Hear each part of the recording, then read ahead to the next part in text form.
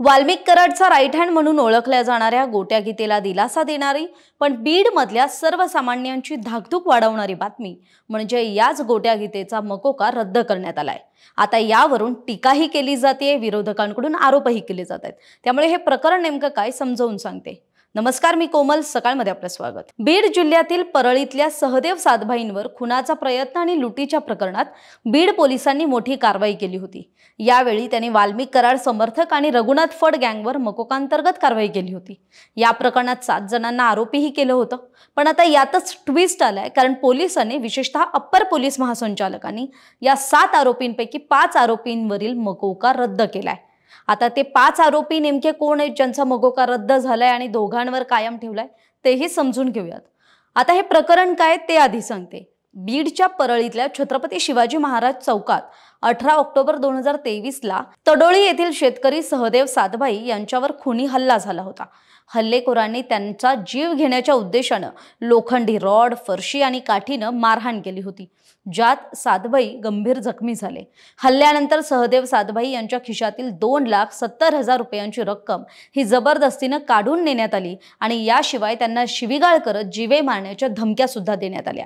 या प्रकरणात Valmik कराडचा right hand म्हणजेच गोट्या गीते, जगन्नाथ फड, संदीप सोनवणे, बालाजी दैफळे, विलास गीते, रघुनाथ फड, धनराज उर्फ राजाभाऊ फड या 7 जणांवर पोलिसांनी मकोका अंतर्गत कारवाई केली होती। पण आता पोलिसांनी केवळ फड टोळीचा प्रमुख आणि म्होरक्या रघुनाथ फड आणि धनराज गीते यांच्याच नावे मकोका कायम ठेवलाय आणि इतर 5 जणांचा म्हणजे गोट्या गीते, जगन्नाथ फड, संदीप सोनवणे, बालाजी दैफळे आणि विलास गीते या 5 जणांवरील मकोका रद्द केलाय। आता या प्रकरणात आरोपी असणाऱ्या गोट्या गीतेबद्दल चर्चा होतीये, कारण हा गोट्या गीते काही साधा सुद्धा माणूस नाहीये। आता हा गोट्या गीते नेमका कोण आहे तेही आधी सांगते। तर गोट्या गीतेचं खरं नाव हे ज्ञानोबा मारुती गीते असं आहे। तो बीड मधला सराईत गुन्हेगार मानला जातो। वाल्मिक कराडचा राईट हँड म्हणूनही त्याची ओळख आहे। परळीतल्या नंदागौळ गावचा तो रहिवासी आहे। खुनाचा प्रयत्न, खंडणी असे 10 ते 15 गंभीर स्वरूपाचे गुन्हे हे या गोट्या गीतेवर आहेत। बीड मध्ये ज्यांच्या कमरेला आपल्याला पिस्तूल दिसतं ते गोट्या गीतेनंच पुरवल्याचा त्याच्यावर ठपका आहे। 15 वर्षांपासून परळीसह बीड, लातूर, परभणी, पिंपरी चिंचवड मध्ये त्याच्यावर अनेक गुन्हे दाखल आहेत आणि त्यामुळे त्याच्यावर मकोका अंतर्गत कारवाई सुद्धा करण्यात आली आहे। आता याच गोट्या गीतेबद्दल सांगायचं झालं तर गोट्या गीते हा वाल्मिक कराडचा शूटर मानला जातो। अजूनही तो फरार आहे। त्याने वाल्मिकच्या सांगण्यावरूनच महादेव मुंडेंचा खून केल्याचा आरोप हा बाळा बांगर यांचा आहे। तर सरपंच बापू आंधळेंनाही गोट्या गीतेनेच मारल्याचं बोललं जातं। तर तिकडे वाल्मिक कराड हे गोरगरिबांचे दैवत आहे आणि धनंजय मुंडेंची तुम्ही विनाकारण बदनामी करत आहात। तुम्ही माझ्यावर काही खोटे आरोप केले तर मी चिठ्ठीत तुमचं नाव लिहून आत्महत्या करणार असल्याची धमकी याच गोट्या गीतेनं मागच्या काही दिवसांपूर्वी रेल्वे रुळावर बसून राज्याचे माजी मंत्री आणि राष्ट्रवादी काँग्रेस शरदचंद्र पवार पक्षाचे आमदार जितेंद्र आव्हाड यांना दिली होती आणि त्यावेळी त्याची विशेष चर्चा सुद्धा झाली होती।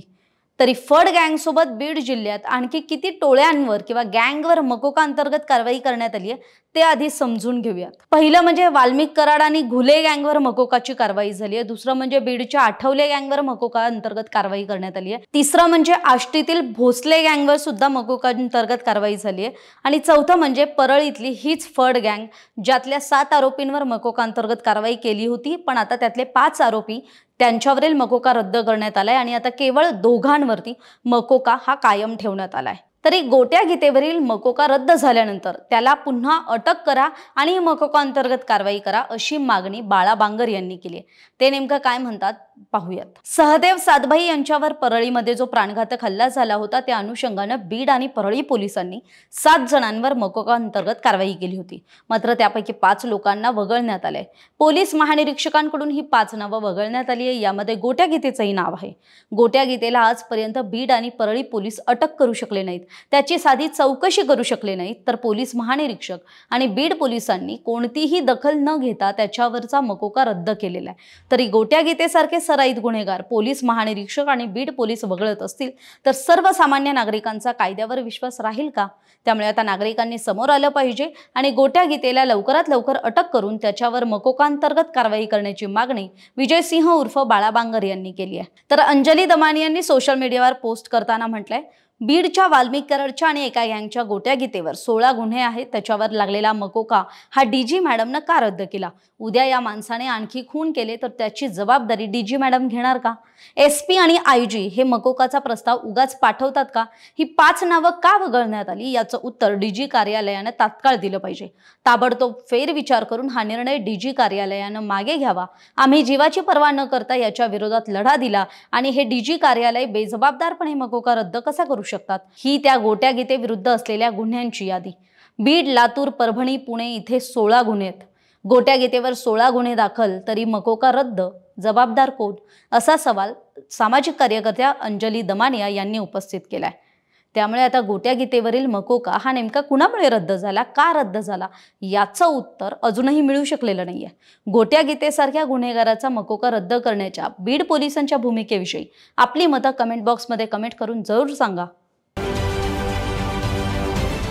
महाराष्ट्रातील सर्व बातम्यांचे विश्वासार्ह व्यासपीठ.